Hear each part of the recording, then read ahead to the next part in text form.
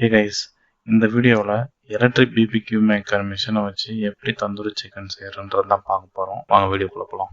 Okay guys, நான் already ingredients எல்லாம் எடுத்து வச்சிட்டேன். வேற ஒருத்தங்க வீடியோ பார்த்து இதெல்லாம் ஒரு பொழப்பான்னு நீங்கள் கேட்குறது எனக்கு கேட்குது. பட் என்ன பண்ணுறது, 1/2 kg சிக்கனு, அப்புறம் வந்து பார்த்தீங்கன்னா ஒரு கர்டு 10 ரூபா, இது ஒரு சின்ன சைஸ் லெமன், அப்புறம் பூண்டு, அப்புறம் கரம் மசாலா, அப்புறம் மல்லித்தூள், மிளகாய்த்தூள், குமின் பவுடர் அதாவது சீரகப்பொடி, அப்புறம் பெப்பர் பவுடர். இப்போது சிக்கனை நல்லா ஒரு 5 டைம்ஸ்க்கு உப்பு போட்டு கழுவி எடுத்துக்கோங்க. சிக்கன் நல்லா ஒரு 5 டைம்ஸ் கழுவி எடுத்தாச்சு. இப்போ ஆல்ரெடி தொளிச்சு வச்ச பூண்டை எடுத்து உரலில் போட்டு நங்குன்னு குத்தணும். குத்தி பேஸ்ட் போல ஆக்கணும். இதுதான் உலக்க எடுத்து இப்படி டொக்கு டொக்கு டொக்குன்னு குத்தணும். மாங்கனா இப்படிதான். ஓகே கைஸ், ஸோ நமக்கு வந்து பார்த்தீங்கன்னா இப்போ ஒரு மீடியமான பதத்தில் வந்து பூண்டு நசுக்கி எடுத்தாச்சு. ஸோ இது கூடவே நம்ம கொஞ்சம் சால்ட்டு, அதுக்கப்புறம் பார்த்தீங்கன்னா ஒரு ஸ்பூன் எண்ணெய், ரீஃபைண்ட் ஆயில், இல்லைனா வந்து நீங்கள் எந்த ஆயில் வேணால் யூஸ் பண்ணிக்கலாம். ஸோ இந்த மூணுத்தையும் போட்டு நல்லா கையை விட்டு மிக்ஸ் பண்ணிக்கோங்க. எல்லா மீட்டில் எல்லாத்துலேயும் ஸ்ப்ரெட் ஆகிற மாரி. சிக்கனை கார்லிக் பேஸ்ட்டில் மேரினேட் பண்ணியாச்சு. இப்போ மசாலா ரெடி பண்ணுறதுக்கு ஃபஸ்ட்டு கரம் மசாலாவை கொஞ்சம் கொட்டிக்கிட்டு, அதுக்கப்புறம் வந்து பார்த்தீங்கன்னா மல்லித்தூள் அதை கொஞ்சம் கொட்டிக்கிட்டு, அதுக்கப்புறம் மிளகாய்த்தூள், அதுக்கப்புறம் குமின் பவுட்ரு சீரகப்பொடியை கொஞ்சம் கொட்டிக்கிட்டு, அதுக்கப்புறம் பெப்பர் பொடி, அப்புறம் நமக்கு லெமன் கொஞ்சம் லைட்டாக புழிஞ்சு விட்டுக்குங்க. அதுக்கப்புறம் லைட்டாக தேவையான அளவு சால்ட்டு, அப்புறம் கேர்டு. ஸோ நான் ஹட்சன் கேர்டு எடுத்துருக்கேன், நீங்கள் எந்த கேர்டு வேணால் எடுத்துக்கோங்க. இப்போ எல்லாமே சேர்த்து நம்ம மிக்ஸ் பண்ணணும். நல்லா வந்து ஒரு மீடியமான ஒரு பேஸ்ட்டாக வர்ற அளவுக்கு நம்ம மிக்ஸ் பண்ணணும். என்னடா இவன் வந்து சக்தி மசாலா, ஆச்சி மசாலா பிராண்டு பாக்கெட்டை காட்டி ப்ரொமோட் பண்ணுறான்னு பார்க்காதீங்க. புரிஞ்சதா? நாம் ஒன்றும் அவ்வளோ பெரிய ஆளாகலை. நீ ஒரு டுபாக்கூரு. உன்னை நம்பாதேன்னு இவங்கிட்ட எத்தனை தடவை சொன்னேன். இவன் தான் என் பேச்ச கேட்காம உங்ககிட்ட தான் வீடியோ சொன்னா. அதனாலதான் உன்னை டெஸ்ட் பண்ண. மசாலா ரெடி ஆயிடுச்சு. இப்போது ஆல்ரெடி நம்ம கார்லிக் பேஸ்ட்டில் மேரினேட் பண்ண சிக்கனை இந்த மசாலா கூட சேர்ந்து மிக்ஸ் பண்ணலாம்.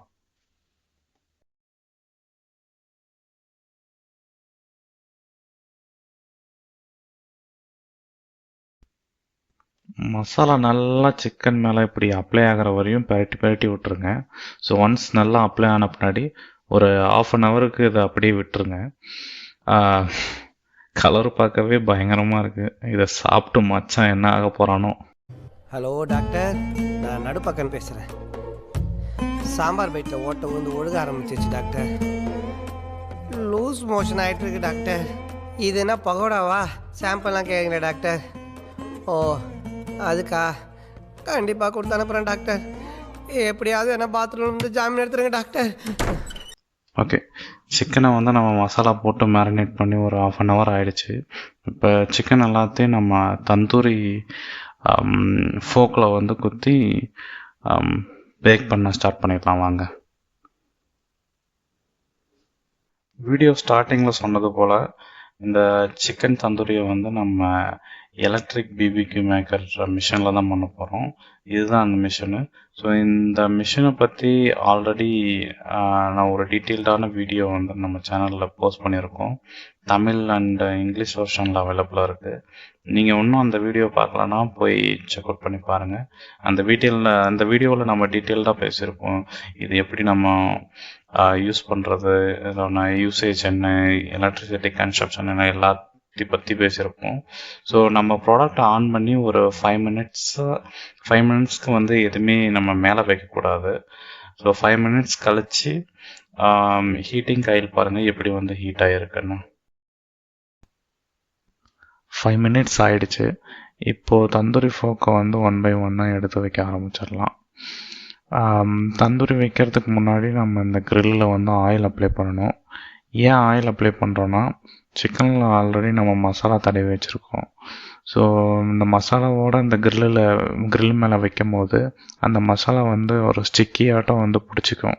ஸோ நம்ம ஆயில் அப்ளை பண்ணோம்னா நமக்கு வாஷ் பண்ணுறப்ப ஈஸியாக இருக்கும். ப்ளஸ் வந்து பார்த்திங்கன்னா சிக்கனை அந்த தந்தூரி ஃபோக்கை வந்து நம்ம திருப்பி வைக்கிறதுக்கும் வந்து ஈஸியாக இருக்கும். அது பிடிக்காமல் வந்து நமக்கு ஈஸியாக திருப்ப முடியும். இப்போ 1 by 1 வந்து சிக்கனை அந்த தந்தூரி ஃபோக்கை வந்து வைக்க ஆரம்பிச்சிடலாம். எங்கே அந்த ஹீட்டிங் காயில் இருக்கோ அங்கே மட்டும்தான் வைக்கணும், எல்லா இடத்துலலாம் வைக்கக்கூடாது. அப்போ தான் வந்து நமக்கு சிக்கன் வந்து கரெக்டாக ஈவனாக வந்து ஹீட் ஆகி நமக்கு வந்து பேக் ஆகும்.